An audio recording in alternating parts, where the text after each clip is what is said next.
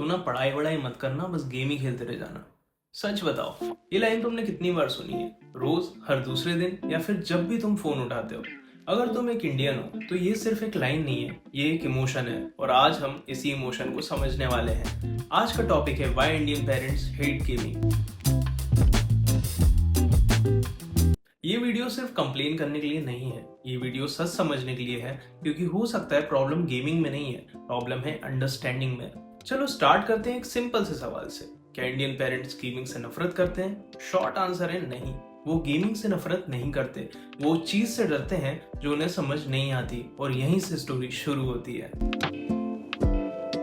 हम लोग digital generation है, हम बचपन से ही फोन्स, इंटरनेट, गेम्स के साथ बड़े हुए हैं। पर हमारे पेरेंट्स, उनके बचपन में ना इंटरनेट था, ना ऑनलाइन गेम्स थे, ना हाई ग्राफिक्स, और उनके लिए गेम का मतलब था गली क्रिकेट, कबड्डी, लूडो, कैरम। उन्होंने कभी ये एक्सपीरियंस ही नहीं किया कि एक गेम इमोशनल भी हो सकता है, एक गेम स्टोरी भी सुना सकता है। इसलिए जब वो हमें 4-5 घंटे स्क्रीन के सामने देखते हैं तो उन्हें लगता है कि हम कुछ गलत कर रहे हैं। उनके दिमाग में सिंपल लॉजिक है, screen is equal to time waste, और ये उनकी गलती नहीं है। इंडियन पेरेंट्स का सबसे बड़ा इमोशन होता है फियर ऑफ फेलियर। उन्होंने अपनी लाइफ स्ट्रगल में निकाली होती है, limited opportunities, financial pressure, family responsibility. इसलिए उन्होंने एक सेफ फॉर्मूला बनाया, पढ़ो, डिग्री लो, जॉब लो, सेटल हो जाओ। अब इस फॉर्मूला में गेमिंग फिट नहीं होगा। उन्हें लगता है अगर तुम गेमिंग करोगे तो पढ़ाई छूट जाएगी, और अगर पढ़ाई छूट गई तो लाइफ खराब हो जाएगी। इसलिए वो स्ट्रिक्ट हो जाते हैं। उनके लिए गेमिंग एक रिस्क है, और वो रिस्क लेना नहीं चाहते।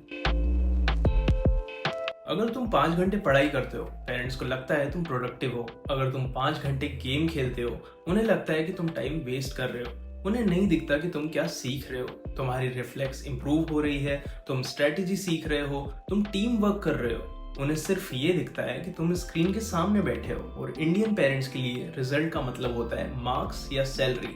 गेमिंग का रिजल्ट उन्हें दिखता ही नहीं।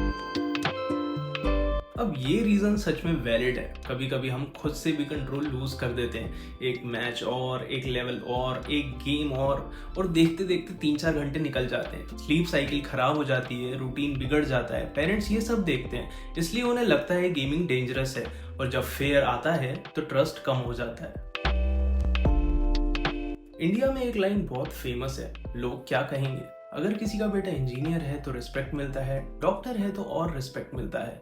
पर अगर कोई बोले कि मेरा बेटा गेमर है तो लोग हंसेंगे, जज करेंगे। ये प्रेशर सिर्फ तुम पर नहीं, तुम्हारे पेरेंट्स पर भी होता है। उन्हें लगता है कि लोग उन्हें जज करेंगे, इसलिए वो तुम्हें सेफ पाथ पर ले जाना चाहते हैं। इंडियन पेरेंट्स को गेमिंग इंडस्ट्री के बारे में नॉलेज ही नहीं होती। उन्हें नहीं पता होता कि ई स्पोर्ट्स क्या होता है, स्ट्रीमिंग क्या है, कंटेंट क्रिएशन क्या है।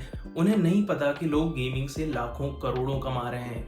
उनके लिए गेमिंग सिर्फ पबजी या फ्री फायर है बस। और जब नॉलेज नहीं होती तो एक्सेप्टेंस भी नहीं होता।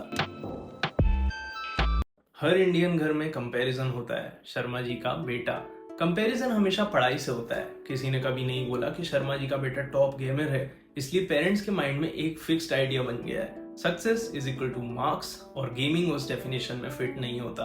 अब एक इम्पोर्टेंट बात, पेरेंट्स गलत नहीं होते, उनका तरीका गलत हो सकता है पर इंटेंशन नहीं। वो तुमसे प्यार करते हैं यार, और वो तुम्हें सेफ देखना चाहते हैं। उन्हें सिर्फ डर लगता है, फ्यूचर का डर, फेलियर का डर, अनसर्टेनिटी का डर। और जब इंसान डर जाता है तो वो स्ट्रिक्ट हो ही जाता है। अब थोड़ा सच तुम्हारे लिए भी, हर गेमर सक्सेसफुल नहीं होता, हर कोई यूट्यूबर नहीं बन पाता, हर कोई स्पोर्ट्स प्लेयर नहीं बन पाता। अगर तुम सिर्फ टाइम पास के लिए गेम खेल रहे हो तो पेरेंट्स बिल्कुल सही हैं। गेमिंग को डिफेंड करना है तो उसे सीरियसली लेना पड़ेगा। स्किल डेवलप करो, डिसिप्लिन रखो, कंसिस्टेंसी लाओ। अब सवाल ये है कि सॉल्यूशन आगे है क्या? सिंपल, फाइट नहीं, कम्युनिकेशन। पेरेंट्स से लड़ने से कुछ नहीं होगा। उन्हें समझाओ, उन्हें बताओ कि तुम क्या कर रहे हो, क्यों कर रहे हो, कैसे कर रहे हो। उन्हें दिखाओ कि तुम रिस्पॉन्सिबल हो। टाइम फिक्स करो, एग्जाम्पल 2 घंटे पढ़ाई तो 1 घंटा गेमिंग। बैलेंस क्रिएट करो, क्योंकि जब तक बैलेंस नहीं होगा तब तक ट्रस्ट भी नहीं बनेगा। और सबसे important, results. Indian parents words नहीं, रिजल्ट समझते हैं। अगर तुम गेमिंग में सीरियस हो तो कुछ अचीव करके दिखाओ, स्मॉल विंस भी चलेगा। यूट्यूब चैनल ग्रोथ करना, टूर्नामेंट जीतना, स्किल इंप्रूव करना। उन्हें दिखाओ कि गेमिंग वेस्ट नहीं है। एक और इम्पोर्टेंट चीज, रिस्पेक्ट। अगर तुम चाहते हो कि पेरेंट्स तुम्हें समझें तो तुम्हें भी उन्हें समझना पड़ेगा। उन्होंने तुम्हारे लिए बहुत कुछ सेक्रीफाइस किया है। उनकी लाइफ इजी नहीं थी, इसलिए उनकी सोच डिफरेंट है। सो नेक्स्ट टाइम जब पेरेंट्स बोले गेम मत खेलो, उन्हें एनिमी मत समझना। उन्हें समझने की कोशिश करना, क्योंकि वो तुम्हारे अगेंस्ट नहीं है, वो तुम्हारे फ्यूचर के लिए कंसर्न्ड है। और हो सकता है आज वो तुम्हें रोक रहे हैं, पर कल वो तुम पर प्राउड फील करें। बस एक दिन ऐसा आना चाहिए जब वो बोलें मेरा बेटा गेमर है और सक्सेसफुल है, और उस दिन सब कुछ वर्थ इट होगा। अगर तुम्हें ये वीडियो रिलेटेबल लगा तो लाइक जरूर करना और सब्सक्राइब करो करण आदित्य प्लीज को, क्योंकि यहाँ सिर्फ गेमिंग नहीं, गेमिंग की रियलिटी मिलती है।